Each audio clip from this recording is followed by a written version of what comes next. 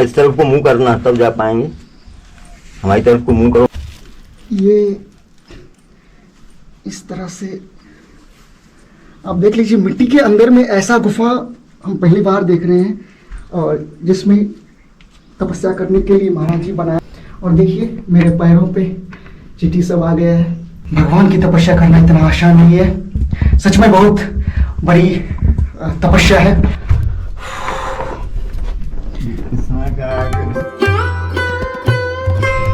इसी कुटिया में प्रभु जी रहते हैं।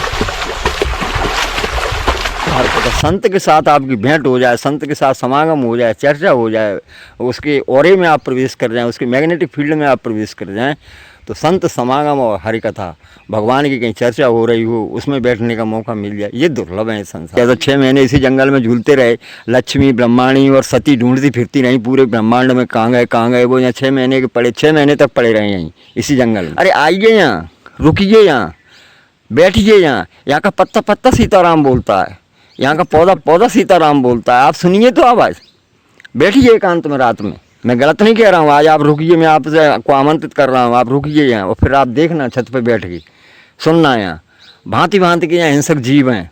आप सभी को जय सिया राम। अभी हम चित्रकूट में हैं, और मेरे पीछे आप मंदाकिनी नदी को देख रहे होंगे। माँ मंदाकिनी नदी के तट पे हैं, और चित्रकूट का ये एक बीहड़ जंगल है, और इसी बीहड़ जंगल में संत लोग तपस्या करते हैं। क्योंकि भारत की तो वैसी धरती, सारी धरती पवित्र है, लेकिन चित्रकूट की महिमा जितनी करें उतनी कम है। क्योंकि इन्हीं चित्रकूट पे बड़े बड़े सिद्ध महात्माओं और हमारे अत्र मुनि जैसे महात्मा ने तपस्या किया है। और उसके बाद भगवान श्री राम जी यहाँ पर 12 वर्ष तक वनवास काल में रहे हैं, तो सोच सकते हैं कितनी बड़ी ये तपोभूमि होगी। और आज यहाँ पे हजारों संत रहते हैं, तपस्या करते हैं घर को छोड़ करके। ऐसी पवित्र भूमि है, और ऐसे ही पवित्र भूमि पे आज आपको हम संत दर्शन कराएंगे। आज आपको हम एक दिव्य संतों का दर्शन कराएंगे। चित्रकूट की ऐसी तपोस्थली में आज हम आपको दिखाएंगे, आज हम आपको दर्शन करवाएंगे एक संत जी का, जो वर्षों से यहाँ तपस्या करते हैं। बहुत ही निराले और अच्छे संत हैं, क्योंकि ये धरा ही संतों की भूमि है। तो चलिए हम आपको आज जंगलों की सैर कराते हुए कुटिया जाएंगे। महाराज जी का एक छोटा सा कुटिया है, वो दर्शन कराएंगे, फिर महाराज जी का दर्शन कराएंगे आपको। तो चलिए मेरे साथ दर्शन कीजिए दिव्य संत का, और बोलिए जय सिया राम।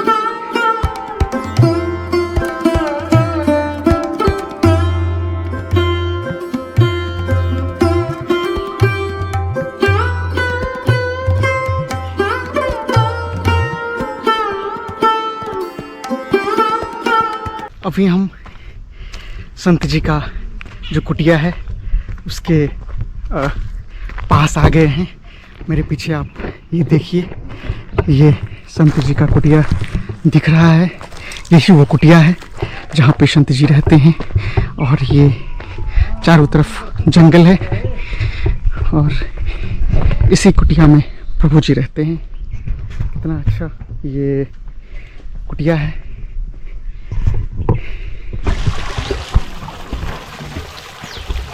अभी संध्या का 4 बज रहा है, और महाराज जी स्नान कर रहे हैं।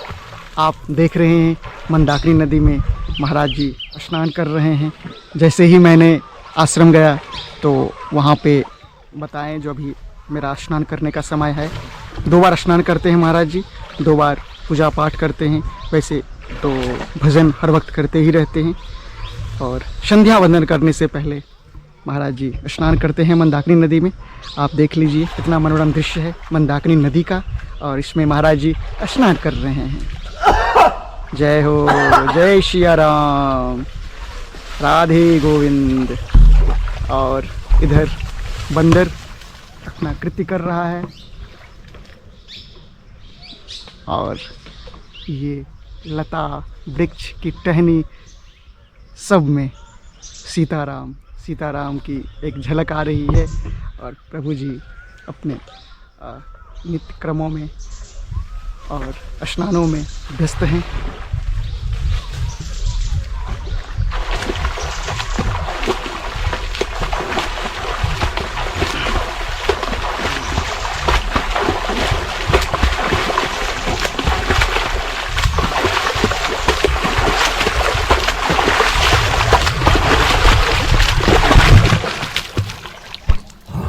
जय श्री राम प्रभु जी। सीताराम।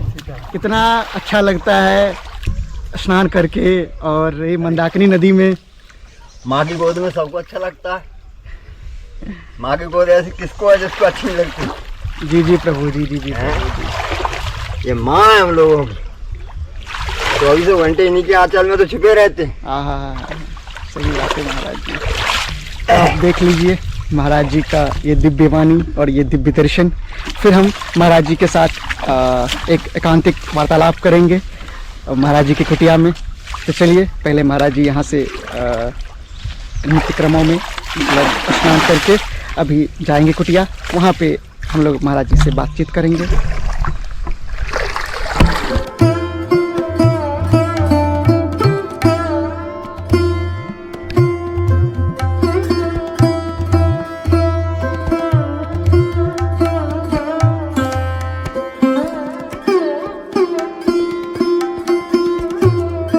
अभी हमारे साथ महाराज जी हैं और बाबा जी को वकील बाबा के नाम से जानते हैं चित्रकूट में, क्योंकि बाबा जी पहले वकील थे। और वकील वैसी जगह जिनके नाम लेने से आज भी लोग डरते हैं, और वो जगह चंबल था। और चंबल भारत का सबसे ज़्यादा क्राइम वाला अगर कोई जगह है तो चंबल है। और चंबल में बाबा जी वकील थे, तो बहुत सारे गुंडे बदमाश आदि बहुत सारी कार्य जो नहीं होना चाहिए समाज में, वो प्रभु जी देखे हैं, उसको सुधारे हैं, लोगों को समझाए हैं। तो सारी दुनिया देख करके फिर वैराग्य दुनिया में आए हैं। सारी बातें जानेंगे महाराज जी से। सबसे पहले महाराज जी जय सिया राम। सीताराम सीताराम। महाराज जी मुझे कुछ वो दुनिया के बारे में बताइए, फिर हम इस दुनिया के बारे में बात करेंगे। वो दुनिया से आपका तात्पर्य क्या है? वो दुनिया जो पहले आप वकील थे और हाँ गृहस्थ में थे, वकील वाली दुनिया में थे, आदि बड़े बड़े कुख्यात गुंडे बदमाशों को आपने ठीक किया है और आज अध्यात्म के माध्यम से ठीक कर रहे हैं। फिर आप उस मार्ग से इस मार्ग में, तो थोड़ा आप वो दुनिया के बारे में बताइए। हाँ, हमारा क्षेत्र जो चंबल घाटी है वो डकैत समस्या के लिए और हत्याओं के लिए बड़ा कुख्यात रहा है देश में। सूचीबद्ध बहुत 2.5-3 लाख रुपए के माधो सिंह, मावर सिंह जैसे डकैत हुए, पान सिंह जैसे डकैत हुए, मलखान सिंह जैसे डकैत हुए। बहुत दुर्दांत एरिया है, लेकिन फिर भी माँ इंसानियत है, मानवता है। और संत भी हुए हैं, बहुत बड़े बड़े संत हुए हैं हमारी चंबल घाटी में, सिद्ध पुरुष हुए हैं। दोनों धाराएं माँ एक साथ बहती हैं। चंबल के पानी की एक तासीर है कि वहाँ की बोली और गोली, एक बात कही जाती है चंबल में कि या तो चंबल के आदमी की बोली से समझ जाओ, बोली से नहीं समझोगे तो उसके पास दूसरा विकल्प फिर गोली होता है, वो गोली से समझाता है। तो उसके बारे में जब ज़्यादा डिटेल में जाएंगे तो हमको ऐसा लगता है कि चंबल का क्षेत्र जो है विद्रोही रहा है। जहाँ तक मैंने एंशिएंट हिस्ट्री का अध्ययन किया है, प्राचीन इतिहास का, पृथ्वीराज चौहान के ज़माने से, तो ये दक्षिण से उत्तर की ओर आने जाने वाला प्रवेश द्वार था। दिल्ली सत्ता का केंद्र हुआ करती थी, तो दक्षिण से जो भी मालगुजारी, जो भी टैक्सेस वगैरह वसूल करते थे राजा रजवाड़े लोग, तो उस समय कार मोटरें रेल तो होती नहीं थी, ये घोड़ा हाथी और इनसे ही सामान आता जाता था नहीं वसूली का। तो ये इसी रास्ते से एंट्री मारती थी दक्षिण से, चंबल वाले एरिया। अच्छा। तो इस क्षेत्र के लोगों ने कभी राजाओं की अधीनता स्वीकार नहीं करी दिल्ली सल्तनत की। तो यहाँ क्या करते थे, जब भी ये लोग निकला, इनका माल असबाब चाहे मुगल शासकों का रहा हो या किसी का भी रहा हो, हमारे क्षेत्र के लोगों ने उसको कहीं रोक लिया और लूट लाट लिया, छीन लिया। यानी हम यहाँ स्वतंत्र रहेंगे, हमारे एरिया में से निकलोगे तो यहाँ हमको करना पड़ेगा, अन्यथा हम किसी को मानते नहीं। और वो आज भी, और वो ही शायद मेंटेलिटी आज भी है। महाराज जी आपका योगदान क्या रहा समाज में? आप वकील थे, किस तरह से लोगों को देखा, बनते बिगड़ते क्या? हाँ, योगदान एक वकील का रहता है कि समाज के साथ में जब उठते बैठते हैं, बहुत नज़दीक निकटतम संपर्क रहता है। अपराधी से अपराधी व्यक्ति आते हैं, भले लोग भी आते हैं। तो मैं तो सदैव ही कोशिश ये करता था कि लोगों में विवाद बढ़ने न पाए। बिल्कुल। विवाद बढ़ने न पाए, इसको यहीं प्राइमरी स्टेज पे समाप्त करा दिया जाए। और शायद है कि मैंने वकालत को अपना पेशा न समझ के एक सेवा का धर्म समझा था। जी जी जी। और उसी का परमात्मा ने हमें पूरा का पूरा मैं ब्याज के कहते नहीं कि मैं ब्याज के दिया कि 2 संतानें थीं तो बेटा अपने आप अनायास इस माहौल में वहीं पैदा हुआ, वहीं पढ़ के आज हाई फाई इंजीनियर है, M.Tech करके जब इंग्लिश बोलता है तड़ातड़ अच्छे कलेक्टर और वो दिल खुश हो जाता है, गार्डन हो जाता है, क्या हुआ, अच्छा हुआ, है ना। परमात्मा ने एक गिफ्ट तुझे दे दी, 1.25 लाख रुपए 29 वर्ष की उम्र में उसको वेतन सैलरी मिलती है। बिटिया थी वो भी AA लिटरेचर इंग्लिश से इकोनॉमिक्स से निकल गई।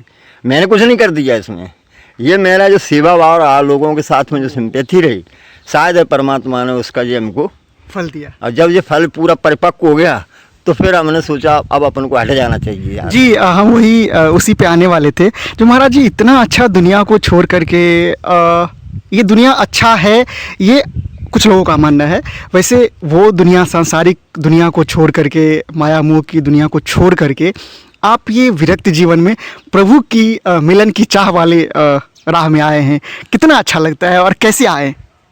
हाँ, ये क्या है कि ये सारी चीज़ों के लिए एक प्रयास, मैं फिर भी कहता हूँ, हर किसी से कहता हूँ, वो पहले भी कहता था कि इसमें कोई पैसे नहीं लगते हैं कि आप लोगों को संत के पास जाना चाहिए, हर गृहस्थ को जाना चाहिए। संत मिलन को चालिए तज माया अभिमान, और जो पग आगे बढ़ें कोटिन यज्ञ समान, है ना।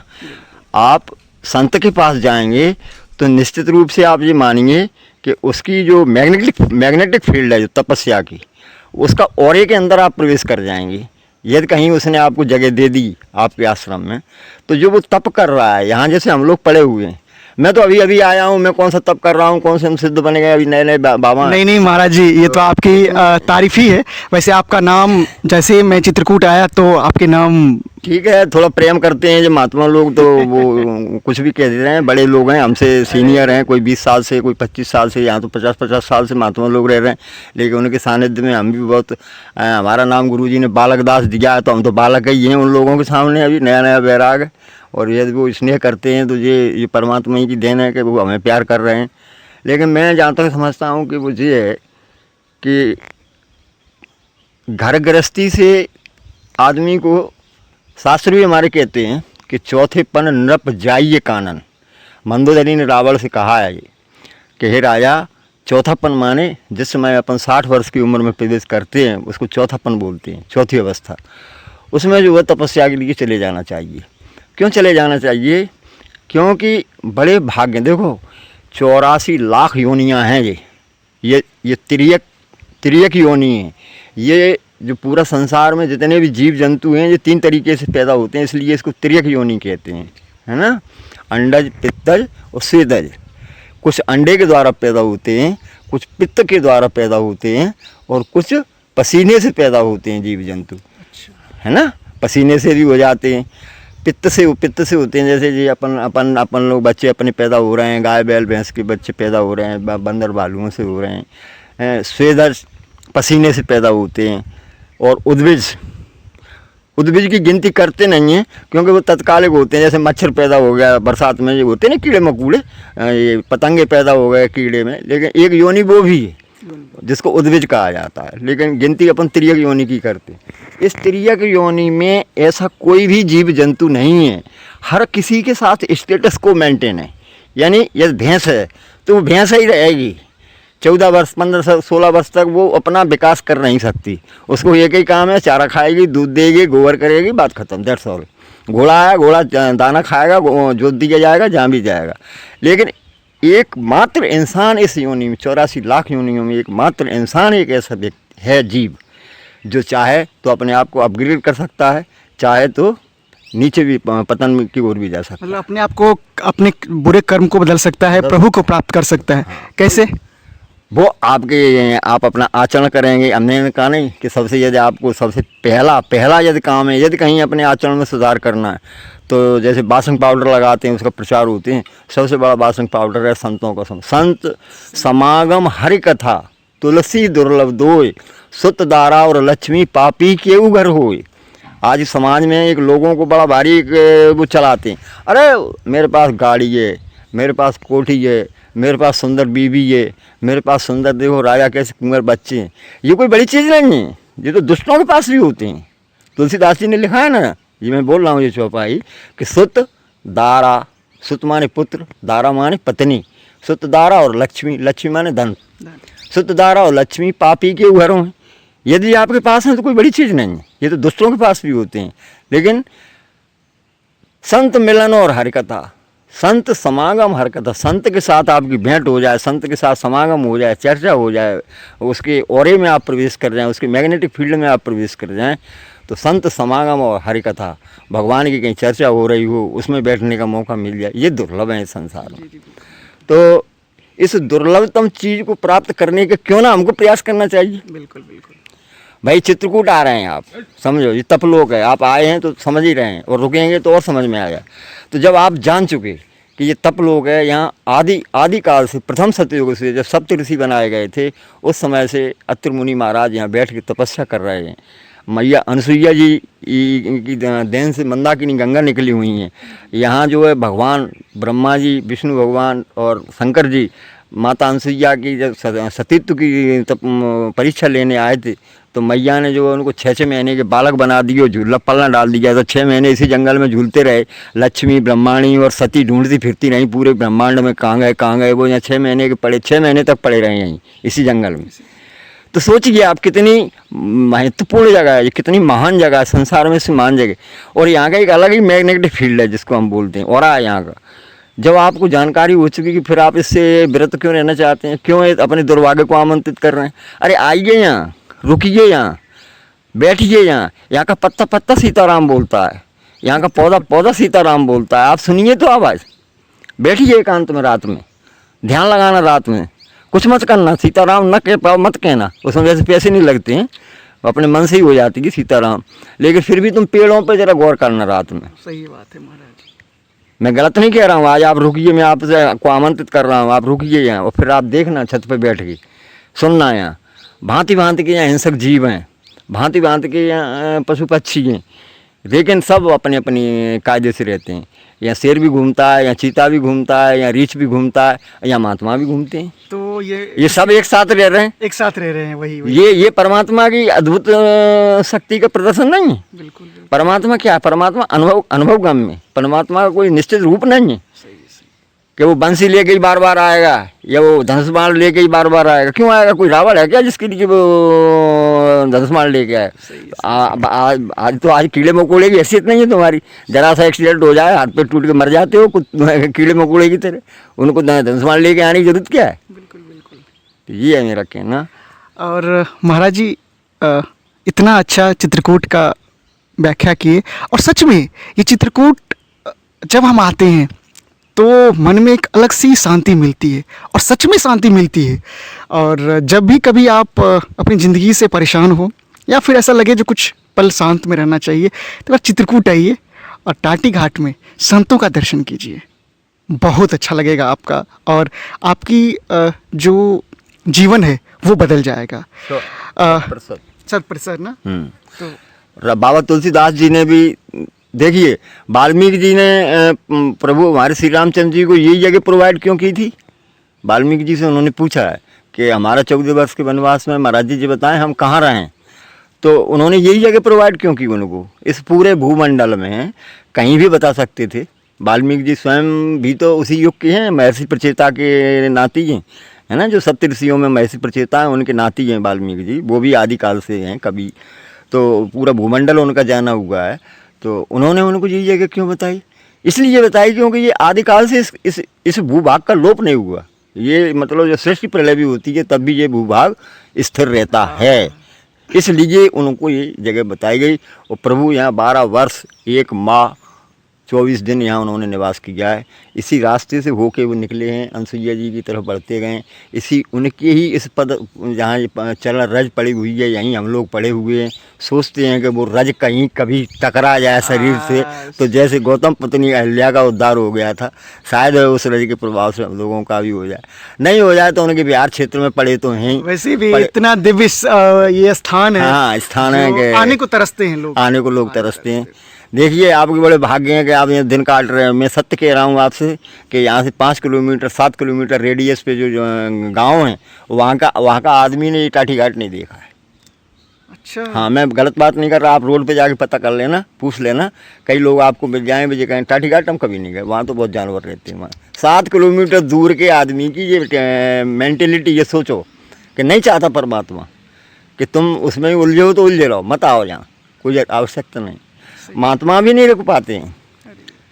महात्मा यदि उनकी नीयत सही नहीं है और उनका परमात्मा से लगाव नहीं है तो वो भी नहीं रुक पाते हैं यहाँ। तो प्रभु जी ऐसा मान सकते हैं ये जो प्रभु की कृपा है तो ही लोग यहाँ तो आते ही हैं? लोग आते हैं, सत्य बात यही है, तो ही लोग आते हैं। नहीं, स्टार्टिंग घाट पे तो महात्माओं की वृंदावन की तरह लाइन लगी। वृंदावन में मतलब अयोध्या में आप कहीं भी चले जाएं, सारे जगह महात्मा मारे मारे घूम रहे हैं, भोजन के लिए घूम रहे हैं, कहीं भंडारे के लिए घूम रहे हैं। यहाँ ठाकुर जी और अंशिया मैया की और हमारी गंगा मैया की ये कृपा है कि सारे हिंदुस्तान का धनाढ़ करोड़पति अरबपति यहाँ आके महात्माओं के पैर छू रहा है, नाक रगड़ रहा है और वो उनको खाने पीने को दे रहा है। महात्मा लेना चाहे, कई महात्मा ऐसे हैं जो उनको एक दिन का ही लेते हैं। आप उनके पास थैला भर के ले जाना, हाँ वो के 7 दिन का सामान नहीं लेते। ज़्यादा जिद करोगे डंडा उठाएंगे सीधा। बोले बोल रहा है ना तेरे को 1 किलो आलू ले लिया, 1 किलो आटा ले लिया, जाता है कि नहीं यहाँ से, हमको पैसा दिखाने आया है। कई महात्मा यहीं पड़ोस में ही रहते। असली संत का तो लक्षण यही है। भाई संत को संग्रह की क्या आवश्यकता है? संत को संग्रह की क्या आवश्यकता है? क्या आवश्यकता है बताइए। नहीं, हमें क्या चाहिए? जब हम शरणागत हो चुके हैं, हमें उन पर भरोसा नहीं है तो फिर हम वकालत ही करते ना। हमारा बच्चा तो कमाता है, ग्वालियर में हमारे पास फ्लैट है। सही बात महाराज। आप बैठे हैं, हमने आपको अपना इनका रिश्ता बताया, ये पूछ लो इनसे कि फ्लैट भी है मेरे, 3 BH की पत्नी वहाँ रहती है, बच्ची भी सब इस्टेब्लिश हैं, ज़मीन जायदाद भी है ठाकुर जी की कृपा से। वकालत करता था, वहाँ भी मकान है, खाली पड़ा हुआ है, 4-5 हज़ार रुपये तो किराया उठ सकता है। क्यों आया मैं यहाँ? तो शरणागत हूँ तो हमें क्या जरूरत है सर? तुम पढ़ा रहो, जो जिसका है वो देखते रहना, ना मैं लाया हूँ ना लेके जाऊँगा।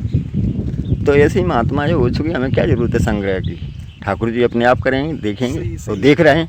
और महाराज जी का आप पीछे कुटिया भी देख रहे होंगे, कितना अच्छा है। चारों तरफ मिट्टी का बना हुआ है और बीच में कुटिया है। हम कुटिया का भी दर्शन करेंगे। महाराज जी, अंत में जब अंग्रेज ने पूरा भारत के मंदिर को तोड़ा, भारत, हाँ, अंग्रेजों ने तोड़ा, मुगलों ने तोड़ा, सबने भारत की संस्कृति को तोड़ा, लेकिन आज वही पश्चिमी सभ्यता के लोग आज वृंदावन आते हैं, अयोध्या आते हैं और यहाँ पे संत बन जाते हैं। तो अपनी भारत भूमि एक संतों की भूमि है, तो क्या कहेंगे इतनी अच्छी भूमि, और यहाँ के लोग, कुछ लोग विदेशों में रहना पसंद करते हैं, जबकि मेरा भारत इतना अच्छा संतों की भूमि है। भाई देखो, ऐसा है, पाश्चात्य संस्कृति और अपनी संस्कृति में जो मूल जो अंतर है वो क्या है कि हम इस शरीर के बाद भी सोचते हैं और वो इस शरीर पे ही टिकते हैं। एक दिन एक यहाँ अंग्रेज आया हुआ था। अच्छा, यहाँ पे? हाँ। तो ऐसे ही बात करने लगा, दोनों थे, पेयर था वो। सो हमसे बोला, वो ऐसी बातचीत करते करते, वो कोई ऑडियो वीडियो आपकी तरह नहीं कर रहा था, वैसे ही बात कर रहा था। बोले सर आप ये बताएं क्या गॉड इज प्रेजेंट? तो मैंने उससे कहा इफ़ यू आर एब्सेंट, जैसे उसने कहा कि गॉड इज प्रेजेंट हियर, तो मैंने कहा कि if you are absent here. महाराज जी का अभी मुखार बिंदु से हमने बहुत सारी बातें सुना, और महाराज जी का कुटिया बहुत अच्छी है, तो हम महाराज जी से चाहेंगे महाराज जी का कुटिया दिखाइए। और महाराज जी का जो तपो स्थली है, अंदर में गुफा है एक, इसी कुटिया के अंदर में, वहाँ पे एकांत में तपस्या करते हैं, एकांत में भजन करते हैं, ताकि उनको कोई परेशान ना करे। तो चलिए हम थोड़ा वो स्थान दिखाइए महाराज जी।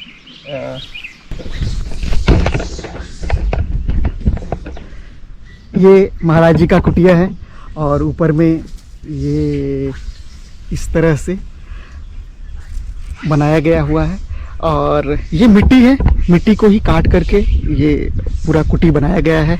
और चलिए हम इस कुटी का हम दर्शन करेंगे। देखिए किस तरह से ये लकड़ी का बनाया गया है, ये पूरा ऊपर में।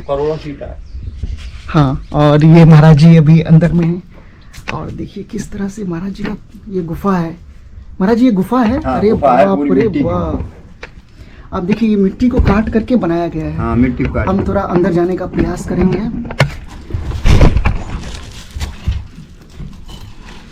तो चावल ले जाके डाल दीजिए इसमें। वहीं खाते रहते हैं आराम से। घूमना, इस तरफ को मुंह करना, तब जा पाएंगे। हमारी तरफ को मुंह करो। ये इस तरह से आप देख लीजिए, मिट्टी के अंदर में ऐसा गुफा हम पहली बार देख रहे हैं, और जिसमें तपस्या करने के लिए महाराज जी बनाए हैं।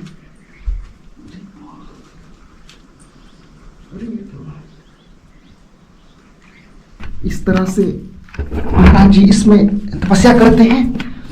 और ये देख लीजिए, ये चींटी है, और इसके बीच में तपस्या करना आम बात नहीं है।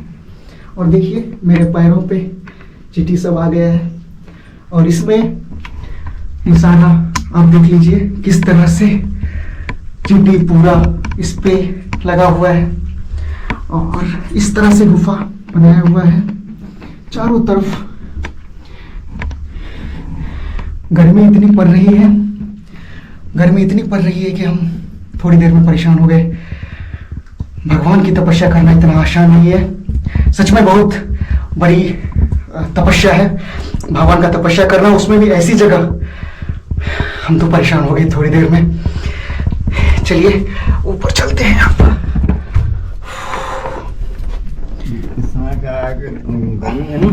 हमारा पूरा एरिया का चीटा जो है ठंडक की वजह से उसी में घुसता है। सच में महाराज जी टाइम नहीं मिलेगा। हमने अभी गलत टाइम गुफा देख लिया, और लाइट बंद करते हैं। और ये गुफा में ये हमारे गुरुजी के, और महाराज जी का ये बाहर वाली कुटिया है। ठाकुर जी हैं। अच्छा, इधर महाराज जी का गुरुजी हैं, और ये कुटिया है। ऊपर में ये टीना लगाया हो गया है, और ये छोटा सा कुटिया है। यहाँ पे महाराज जी रेडियो भी सुनते हैं। महाराज रेडियो सुनते हैं कभी कभी न्यूज के लिए। अच्छा। और इस तरह से ये महाराज जी अपनी कुटिया को इस तरह से इतना अच्छा बनाए हैं। ये बैग है जब महाराज जी कहीं बाहर जाते हैं अन्य तीर्थ स्थलों पे। कहाँ है बाबा तुम्हारी वो? थोड़ी देर में हम परेशान हो गए, क्योंकि साधना की असली स्थल जो है वो मैंने पहली बार देखा है। जो कहते हैं साधना की जो स्थल होती है वो ऐसे ही होती है, और ये ही साधना की स्थल है। ये कुटिया को आप देख करके बता सकते हैं जो इतने अंदर में वो गुफा होगा और था। तो चलिए अब हम इस वीडियो को यही समाप्त करते हैं। मिलते हैं किसी अन्य वीडियो में, तब तक के लिए धन्यवाद। और हाँ, वीडियो अच्छा लगे तो लाइक करें, शेयर करें, सब्सक्राइब करें, और हम आपके लिए ऐसे ही दिव्य स्थानों से दिव्य संतों का दर्शन कराते रहेंगे। चलिए धन्यवाद। जय सिया राम। राधे राधे।